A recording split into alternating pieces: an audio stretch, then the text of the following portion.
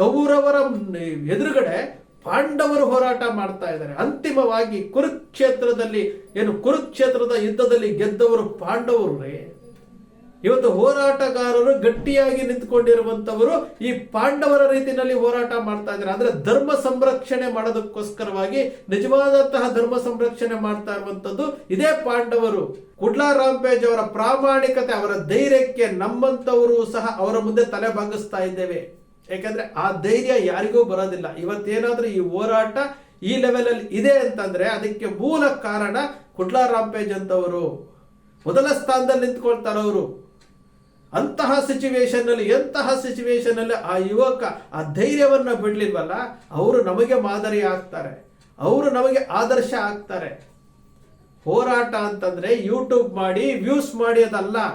ಹೋರಾಟ ಅಂತಂದ್ರೆ ಸತ್ಯವ ಹೊರಗಡೆ ಬರಬೇಕು, ಅದು ತಾತ್ವಿಕ ಅಂತ್ಯ ಆಗಬೇಕು. ಜನ ನನಗೆ ವಾಟ್ಸಾಪ್ ಅಲ್ಲಿ ಮಾತಾಡ್ತಾರೆ, ನಿಮಗೆ ಯಾಕೆ ಬುರ್ಡೆ ಗ್ಯಾಂಗು ಅವ್ರ ಹಾಗೆ ಗಿರೀಶ್ ಮಟ್ಟಣ್ಣವ್ರು ಸರಿ ಇಲ್ಲ, ಮಹೇಶ್ ಶೆಟ್ಟರ್ ಸರಿ ಇಲ್ಲ, ಜಯಂತ್ ಅವರು ಸರಿ ಇಲ್ಲ, ಕುಡ್ಲಾ ರಾಂಪೇಜ್ ಅವರು ಸರಿ ಇಲ್ಲ, ನೀವ್ಯಾಕೆ ನಿಮ್ಮ ಚಾನಲ್ ಇಂಪ್ರೂವ್ ಮಾಡ್ಕೊಳ್ಳಿ, ನೀವ್ಯಾಕೆ ಅದ್ರ ಬಗ್ಗೆ ತಲೆ ಕೆಡಿಸ್ಕೊಳ್ತೀರಿ ಅಂತ. ಅಲ್ಲಿಗೆ ಆ ಹೋರಾಟಗಾರರು ಹೇಳುವಂತಹ ವಿಚಾರಗಳನ್ನ ನಾನು ಕೇಳೋದಿಲ್ಲ. ನನಗೆ ಸರಿ ಅನ್ನಿಸ್ತಾ ಇದೆ, ಅಲ್ಲಿ ಅನ್ಯಾಯ ಆಗಿರೋ ಸರಿ ಅನ್ನಿಸ್ತಾ ಇದೆ ಅಂತ ನಿಮ್ಮ ಅಕ್ಷರ ಮೀಡಿಯಾದಲ್ಲಿ ಮಾತನಾಡ್ತಾ ಇರುವಂತದ್ದು ಅದು ಅವರೇ ಕಳಿಸಿದ್ರಾ, ಇದರ ಬಗ್ಗೆ ಚರ್ಚೆ ಆಗ್ತಾ ಇದೆ. ಈ ಹೋರಾಟವನ್ನ ದಾರಿ ತಪ್ಪಿಸುವಂತಹ ವಿಚಾರದಲ್ಲಿ ಬಹಳ ಪ್ರಮುಖ ಪಾತ್ರವನ್ನ ವಹಿಸಿದಂತವರು ಮಹಾಬಲೇಶ್ವರ ಶೆಟ್ಟರು. ಇವರು ಹೇಳ್ತಾರೆ, ಆ ಸ್ಪಾಟ್ ನಲ್ಲಿ ನಾನು 70ಕ್ಕೂ ಹೆಚ್ಚು ಪೋಸ್ಟ್ ಮಾರ್ಟಮ್ ಅನ್ನ ಮಾಡಿದ್ದೆ, ನಾನೇ ಮಾಡಿದ್ದೆ, ಚಿನ್ನಯ್ಯ ತೋರಿಸಿರುವಂತ ಜಾಗದಲ್ಲೇ 70ಕ್ಕೂ ಹೆಚ್ಚು ಮಾಡಿದ್ದೇನೆ ಅಂತ. ಹಾಗಾದ್ರೆ ಎಲ್ಲಿ ಹೋಯ್ತು 70? ಇದರ ಬಗ್ಗೆ ಚರ್ಚೆ ಆಗ್ತಿತ್ತು. ಇವರು ಮೀಡಿಯಾಗಳ ಮುಂದೆ ಬಂದು ಚಿನ್ನಯ್ಯ ತೋರಿಸ್ಕೊಡೋಕ್ಕಿಂತ ಮುಂಚೆ ಇವರು ಮಾತನಾಡಿದ್ರು. ಕುಂಬಳಕಾಯಿ ಕಳ್ಳ ಅಂದ್ರೆ ಹೆಗಲ್ಮುಟ್ಟು ನೋಡ್ಕೊಂಡ್ರು ಅನ್ನೋ ರೀತಿಯಲ್ಲಿ ಮಹಾಬಲೇಶ್ವರ ಶೆಟ್ಟರು ಮಾಡಿದ್ರು. ಹಾಗಾದ್ರೆ ಎಲ್ಲಿ ಹೋಯ್ತು 70 ಹೆಣಗಳು? ಗೊತ್ತಿಲ್ಲ. ಟೈಮ್ ಲೈನ್ ಅನ್ನ ನೋಡ್ಕೊಂತ ಬನ್ನಿ, ಜನ ಮರೆತು ಬಿಡ್ತಾರೆ. Short memory. ಧರ್ಮ ಸಂರಕ್ಷಣಾ ಸಭೆ ಅಂತ ಮಾಡಿದ್ರು ಯಾವತ್ತು? 2 ವರ್ಷಗಳ ಹಿಂದೆ. ಆ ಧರ್ಮ ಸಂರಕ್ಷಣಾ ಸಭೆ ಬೆಂಗಳೂರಿನಲ್ಲಿ ಮಾಡ್ತಾರೆ, ಅದಾದ ನಂತರ ಕಾರ್ಕಳದಲ್ಲಿ ಮಾಡ್ತಾರೆ, ಅದಾದ ನಂತರ ಪಾದಯಾತ್ರೆ ಮೂಲಕ ಬರ್ತಾರೆ, ಸಮಾರೋಪ ಆಗುತ್ತೆ, ರಾಜ್ಯಾದ್ಯಂತ ಜಾಗೃತಿ ಮೂಡಿಸ್ತೀನಿ ಅಂತಾರೆ. ಅಲ್ಲಿಗೆ ಸ್ಟಾಪ್ ಆಯ್ತು. ಹಿಂದೂ ಧರ್ಮಕ್ಕೆ ಅಪಾಯ ಆಗಿದೆ ಅಂತ ಎದ್ಬಿಟ್ರು. ಅದಾದ ನಂತರ ಚಿನ್ನಯ್ಯನ ಸ್ಟೇಟ್ಮೆಂಟ್ ಬಂತು. ಬೆಳ್ತಂಗಡಿ ಮ್ಯಾಜಿಸ್ಟ್ರೇಟ್ ಕೋರ್ಟ್ ಮುಂದೆ 164 ಸ್ಟೇಟ್ಮೆಂಟ್ ಕೊಟ್ಟಿದ ತಕ್ಷಣ ದಿಢೀರಂತ ಎಲ್ಲರೂ ಕಾರ್ನಲ್ಲಿ ಚಳವಳಿ ಮಾಡಿದ್ರು, ಕಾರ್ ಜಾಥಾ ಮಾಡಿದ್ರು, 400, 500 ಕೋಟ್ಯಾಂತರ ರೂಪಾಯಿ ಖರ್ಚು ಮಾಡ್ಕೊಂಡು ಬಂದ್ರು, ಹೀಗೆ ಹೋದ್ರು.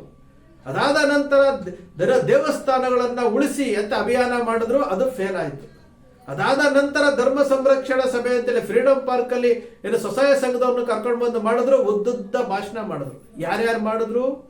ಮಿಸ್ಟರ್ ಚಕ್ರವರ್ತಿ ಸೂಲಿಬೆಲೆ ಮುಲ್ಲಾಗಳಿಗೆ ಹೊಡೀರಿ ಅಂತಂದ್ರು. ಮಿಸ್ಟರ್ ಕಿರಿಕೀರ್ತಿ ತಾನೊಬ್ಬ ಪತ್ರಕರ್ತನಾಗಿ ಕೇಸರಿ ಹಾಕೊಂಡು ಪತ್ರಿಕೋದ್ಯಮಕ್ಕೆ ಅಪಮಾನ ಮಾಡಿದಂತಹ ಕಿರಿಕೀರ್ತಿ ಮಾತಾಡಿದ್ರು. ವಸಂತ ಗಿಳಿಯಾರು ತಾನೊಬ್ಬ ಪತ್ರಕರ್ತ ಅಂತ ಮಾತಾಡಿದ್ರು. ವಚನಾನಂದ ಸ್ವಾಮೀಜಿಗಳು ಹೋಗಿ ಅಮಿತ್ ಶಾ ಅವರಿಗೆ ದೂರು ಕೊಟ್ಟು ಬಂದ್ರು. ಎಲ್ಲವನ್ನು ಜನ ಮರೆತು ಬಿಡ್ತಾರೆ, ಆದ್ರೆ ಹೋರಾಟಗಾರರು ಮರೆಯೋದಿಲ್ಲ. ಶೆಟ್ಟಿ ತಿಮ್ಮರೋಡಿ ಅವ್ರ ಮನೆಯಲ್ಲಿ ಶಸ್ತ್ರಾಸ್ತ್ರ ಇದೆ. ಆ ಶಸ್ತ್ರಾಸ್ತ್ರಗಳನ್ನ SIT ಅವರು ಹುಡುಕಿ ಸೋಮೋಟ ಕೇಸ್ ದಾಖಲು ಮಾಡ್ತಾರೆ. ಇವತ್ತು ಹೈಕೋರ್ಟ್ ಮಹೇಶ್ ಶೆಟ್ಟಿ ತಿಮ್ಮರೋಡಿ ಅವರ ಗಡೀಪಾರು ಆದೇಶವನ್ನ ಅವರು ರದ್ದು ಮಾಡಿದ್ದಾರೆ. ನಾವು ಸುಮ್ಮನೆ ಒಂದು ವಿಡಿಯೋ ಮಾಡಿ ಯೂಟ್ಯೂಬ್ ಅಲ್ಲಿ ಒಂದು ವಿಡಿಯೋ ಮಾಡ್ಬಿಟ್ಟು ಹಾಕ್ಬಿಡೋದಲ್ಲ. ಆದ್ರೆ ಪ್ರತಿಯೊಂದು ವಿಚಾರವನ್ನ ನೀವು ಗಮನಿಸ್ತಾ ಬನ್ನಿ. ನಿಮ್ಗೆ ವ್ಯೂಸ್, ರೆವಿನ್ಯೂ ಅಲ್ಲ, ಇಲ್ಲಿ ಅನ್ಯಾಯ ಆಗ್ತಾ ಇದೆ. ಸತ್ಯವನ್ನ ಸಾಯಿಸ್ತಾ ಇದ್ದಾರೆ, ಸತ್ಯವನ್ನ ಮಣ್ಣಲ್ಲಾಕಿ ಒದಗಿಸ್ತಾ ಇದ್ದಾರೆ.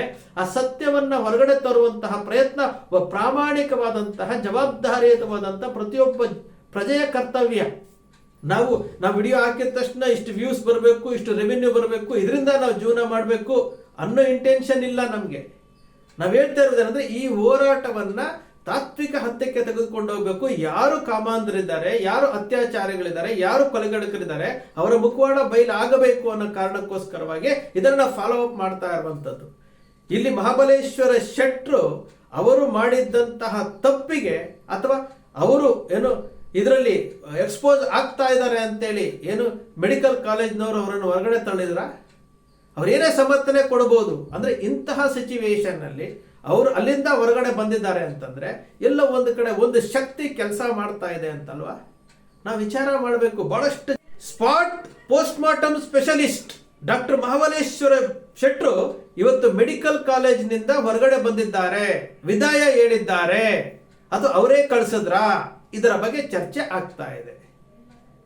ಈ ಹೋರಾಟವನ್ನ ದಾರಿ ತಪ್ಪಿಸುವಂತಹ ವಿಚಾರದಲ್ಲಿ ಬಹಳ ಪ್ರಮುಖ ಪಾತ್ರವನ್ನ ವಹಿಸಿದಂತವರು ಮಹಾಬಲೇಶ್ವರ ಶೆಟ್ರು. ಇವರು ಹೇಳ್ತಾರೆ, ಆ ಸ್ಪಾಟ್ ನಲ್ಲಿ ನಾನು 70ಕ್ಕೂ ಹೆಚ್ಚು ಪೋಸ್ಟ್ ಮಾರ್ಟಮ್ ಅನ್ನ ಮಾಡಿದ್ದೆ, ನಾನೇ ಮಾಡಿದ್ದೆ, ಚಿನ್ನಯ್ಯ ತೋರಿಸಿರುವಂತ ಜಾಗದಲ್ಲೇ 70ಕ್ಕೂ ಹೆಚ್ಚು ಮಾಡಿದ್ದೇನೆ ಅಂತ. ಹಾಗಾದ್ರೆ ಎಲ್ಲಿ ಹೋಯ್ತು 70? ಇದರ ಬಗ್ಗೆ ಚರ್ಚೆ ಆಗ್ತಿತ್ತು. ಇವರು ಮೀಡಿಯಾಗಳ ಮುಂದೆ ಬಂದು ಚಿನ್ನಯ್ಯ ತೋರಿಸ್ಕೊಡೋಕ್ಕಿಂತ ಮುಂಚೆ ಇವರು ಮಾತನಾಡಿದ್ರು. ಕುಂಬಳಕಾಯಿ ಕಳ್ಳ ಅಂದ್ರೆ ಹೆಗಲ್ಮುಟ್ಟು ನೋಡ್ಕೊಂಡ್ರು ಅನ್ನೋ ರೀತಿಯಲ್ಲಿ ಮಹಾಬಲೇಶ್ವರ ಶೆಟ್ರು ಮಾಡಿದ್ರು. ಹಾಗಾದ್ರೆ ಎಲ್ಲಿ ಹೋಯ್ತು 70 ಹೆಣಗಳು? ಗೊತ್ತಿಲ್ಲ. ರಿಪಬ್ಲಿಕನ್ನಡದಲ್ಲಿ ಕುತ್ಕೊಂಡು ಗಡ್ಡಗಟ್ಲೆ ಮಾತಾಡಿದ್ರು, ಇಲ್ಲಿ ಆಗಿರುವಂತದ್ದು ನ್ಯಾಯಯುತವಾಗಿ ಆಗಿದೆ ಅಂತ. ಹಾಗಾದ್ರೆ ಎಲ್ಲಿ ಅಂತ ಗೊತ್ತಿಲ್ಲ. ಒಂದು ವಿಚಾರವನ್ನ ನೀವು ಗಮನದಲ್ಲಿ ಇಟ್ಕೊಂತ ನೋಡಿ, ಇವ್ರು ಏನೇನ್ ಮಾಡಿದ್ರು ನೀವು ಟೈಮ್ ಲೈನ್ ಅನ್ನ ನೋಡ್ಕೊಂತ ಬನ್ನಿ. ಜನ ಮರೆತು ಬಿಡ್ತಾರೆ, ಶಾರ್ಟ್ ಮೆಮೊರಿ. ಧರ್ಮ ಸಂರಕ್ಷಣಾ ಸಭೆ ಅಂತ ಮಾಡಿದ್ರು ಯಾವತ್ತು? 2 ವರ್ಷಗಳ ಹಿಂದೆ. ಆ ಧರ್ಮ ಸಂರಕ್ಷಣಾ ಸಭೆ ಬೆಂಗಳೂರಿನಲ್ಲಿ ಮಾಡ್ತಾರೆ, ಅದಾದ ನಂತರ ಕಾರ್ಕಳದಲ್ಲಿ ಮಾಡ್ತಾರೆ, ಅದಾದ ನಂತರ ಪಾದಯಾತ್ರೆ ಮೂಲಕ ಬರ್ತಾರೆ, ಸಮಾರೋಪ ಆಗುತ್ತೆ, ರಾಜ್ಯಾದ್ಯಂತ ಜಾಗೃತಿ ಮೂಡಿಸ್ತೀನಿ ಅಂತಾರೆ, ಅಲ್ಲಿಗೆ ಸ್ಟಾಪ್ ಆಯ್ತು. ಅದಾದ ನಂತರ ಮತ್ತೊಮ್ಮೆ ಸಮೀರ್ ವಿಡಿಯೋ ಆಗಿದ ತಕ್ಷಣ ಮತ್ತೊಮ್ಮೆ ಪುತ ಅಂತ ಎದ್ದು ಬಿಟ್ರು. ಹಿಂದೂ ಧರ್ಮಕ್ಕೆ ಅಪಾಯ ಆಗಿದೆ, ಹಿಂದೂ ಧರ್ಮಕ್ಕೆ ಅಪಾಯ ಆಗಿದೆ ಅಂತ ಎದ್ದು ಬಿಟ್ರು. ಅದಾದ ನಂತರ ಚಿನ್ನಯ್ಯನ ಸ್ಟೇಟ್ಮೆಂಟ್ ಬಂತು. ಬೆಳ್ತಂಗಡಿ ಮ್ಯಾಜಿಸ್ಟ್ರೇಟ್ ಕೋರ್ಟ್ ಮುಂದೆ 164 ಸ್ಟೇಟ್ಮೆಂಟ್ ಕೊಟ್ಟಿದ ತಕ್ಷಣ ದಿಢೀರಂತ ಎಲ್ಲರೂ ಕಾರ್ನಲ್ಲಿ ಚಳವಳಿ ಮಾಡಿದ್ರು, ಕಾರ್ ಜಾಥಾ ಮಾಡಿದ್ರು, 400, 500 ಕೋಟ್ಯಾರು ರೂಪಾಯಿ ಖರ್ಚು ಮಾಡ್ಕೊಂಡು ಬಂದ್ರು, ಹಾಗೆ ಬಂದ್ರು, ಹೀಗೆ ಹೋದ್ರು. ಅದಾದ ನಂತರ ದೇವಸ್ಥಾನಗಳನ್ನ ಉಳಿಸಿ ಅಂತ ಅಭಿಯಾನ ಮಾಡಿದ್ರು, ಅದು ಫೇಲ್ ಆಯ್ತು. ಅದಾದ ನಂತರ ಧರ್ಮ ಸಂರಕ್ಷಣಾ ಸಭೆ ಅಂತೇಳಿ ಫ್ರೀಡಂ ಪಾರ್ಕ್ ಅಲ್ಲಿ ಏನು ಸ್ವಸಹಾಯ ಸಂಘದವ್ರನ್ನ ಕರ್ಕೊಂಡು ಬಂದು ಮಾಡಿದ್ರು, ಉದ್ದುದ್ದ ಭಾಷಣ ಮಾಡಿದ್ರು. ಯಾರ್ಯಾರು ಮಾಡಿದ್ರು? ಮಿಸ್ಟರ್ ಚಕ್ರವರ್ತಿ ಸೂಲಿಬೆಲೆ ಮುಲ್ಲಾಗಳಿಗೆ ಹೊಡೀರಿ ಅಂತಂದ್ರು. ಮಿಸ್ಟರ್ ಕಿರಿಕೀರ್ತಿ ತಾನೊಬ್ಬ ಪತ್ರಕರ್ತನಾಗಿ ಕೇಸರಿ ಹಾಕೊಂಡು ಪತ್ರಿಕೋದ್ಯಮಕ್ಕೆ ಅಪಮಾನ ಮಾಡಿದಂತಹ ಕಿರಿಕೀರ್ತಿ ಮಾತಾಡಿದ್ರು. ವಸಂತ ಗಿಳಿಯಾರು ತಾನೊಬ್ಬ ಪತ್ರಕರ್ತ ಅಂತ ಮಾತಾಡಿದ್ರು.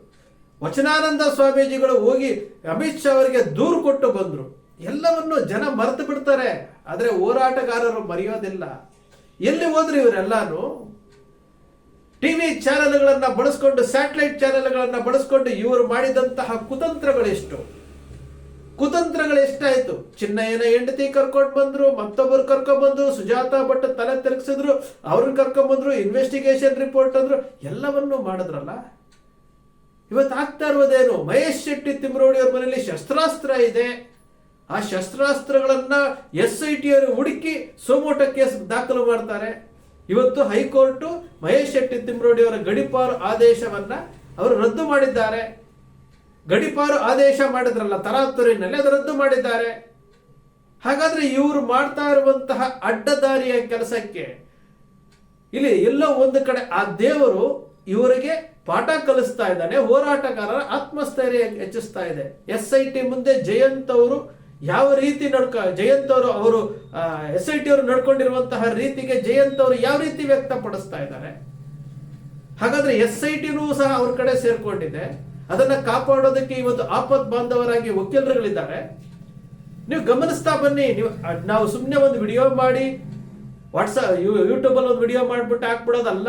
ಆದ್ರೆ ಪ್ರತಿಯೊಂದು ವಿಚಾರವನ್ನ ನೀವು ಗಮನಿಸ್ತಾ ಬನ್ನಿ. ನಿಮ್ಗೆ ವ್ಯೂಸ್, ರೆವಿನ್ಯೂ ಅಲ್ಲ, ಇಲ್ಲಿ ಅನ್ಯಾಯ ಆಗ್ತಾ ಇದೆ. ಸತ್ಯವನ್ನ ಸಾಯಿಸ್ತಾ ಇದ್ದಾರೆ, ಸತ್ಯವನ್ನ ಮಣ್ಣಲ್ಲಾಕಿ ಒದಗಿಸ್ತಾ ಇದ್ದಾರೆ. ಆ ಸತ್ಯವನ್ನ ಹೊರಗಡೆ ತರುವಂತಹ ಪ್ರಯತ್ನ ಪ್ರಾಮಾಣಿಕವಾದಂತಹ, ಜವಾಬ್ದಾರಿಯುತವಾದಂತಹ ಪ್ರತಿಯೊಬ್ಬ ಪ್ರಜೆಯ ಕರ್ತವ್ಯ. ಅದಕ್ಕೆ ನಮಗೆ ಮೀಡಿಯಾ ಆಗಿ ಯೂಟ್ಯೂಬ್ ಇದೆ, ಮೀಡಿಯಾ ಆಗಿ ಫೇಸ್ಬುಕ್ ಇದೆ. ಅದರ ಮೂಲಕ ನಾವು ಹೇಳ್ತಾ ಇದ್ವಿ, ನಾವು ವಿಡಿಯೋ ಹಾಕಿದ ತಕ್ಷಣ ಇಷ್ಟು ವ್ಯೂಸ್ ಬರಬೇಕು, ಇಷ್ಟು ರೆವಿನ್ಯೂ ಬರಬೇಕು, ಇದರಿಂದ ನಾವು ಜೀವನ ಮಾಡಬೇಕು ಅನ್ನೋ ಇಂಟೆನ್ಷನ್ ಇಲ್ಲ ನಮಗೆ.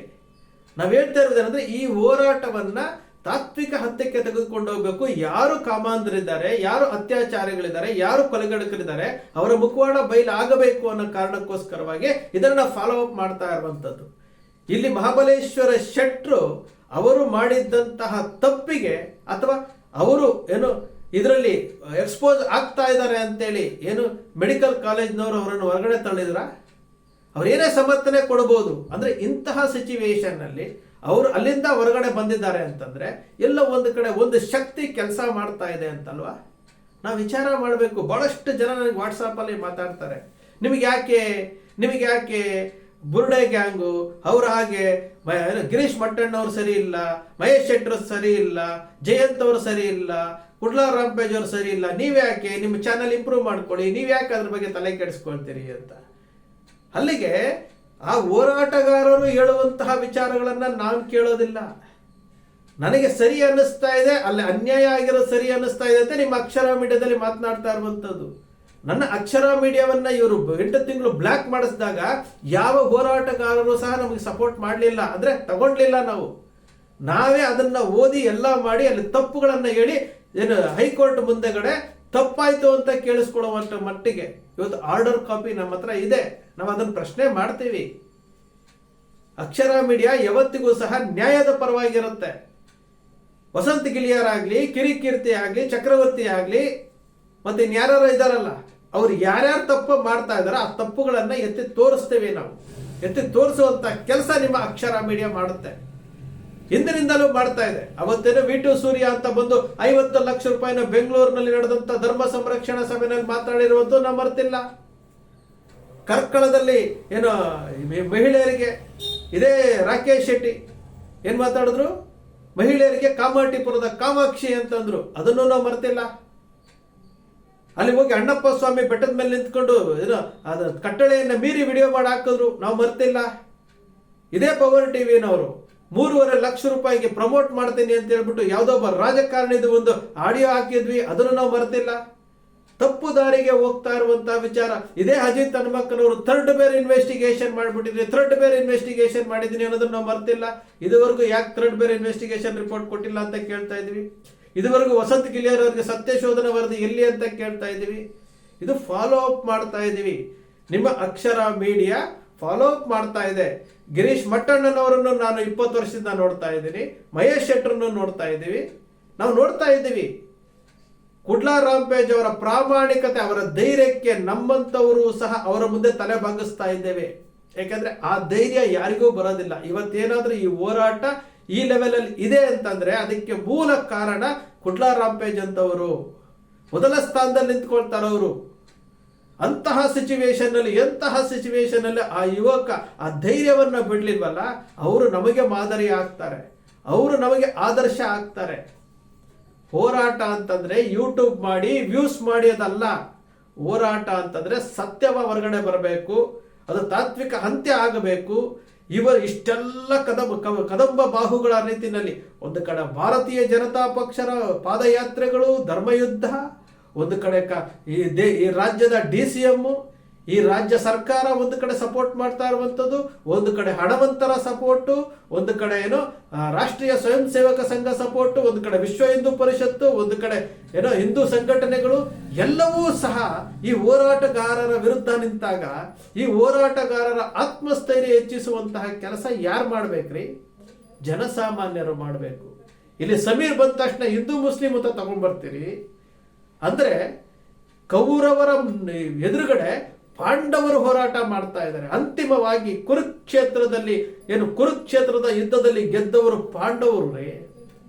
ಇವತ್ತು ಹೋರಾಟಗಾರರು ಗಟ್ಟಿಯಾಗಿ ನಿಂತ್ಕೊಂಡಿರುವಂತವರು ಈ ಪಾಂಡವರ ರೀತಿಯಲ್ಲಿ ಹೋರಾಟ ಮಾಡ್ತಾ ಇದ್ದಾರೆ. ಅಂದ್ರೆ ಧರ್ಮ ಸಂರಕ್ಷಣೆ ಮಾಡೋದಕ್ಕೋಸ್ಕರವಾಗಿ ನಿಜವಾದಂತಹ ಧರ್ಮ ಸಂರಕ್ಷಣೆ ಮಾಡ್ತಾ ಇರುವಂತದ್ದು ಇದೇ ಪಾಂಡವರು. ಕೌರವರ ಕುತಂತ್ರಗಳು ಯಾವತ್ತೂ ಫಲಿಸ್ಲೇ ಇಲ್ಲ ರೀ, ಯಾವತ್ತೂ ಫಲಿಸ್ಲೇ ಇಲ್ಲ. ಇವತ್ತು ಪಾಂಡವರ ಜೊತೆ ನಿಂತುಕೊಂಡಿದ್ದು ಶ್ರೀಕೃಷ್ಣ ಪರಮಾತ್ಮ.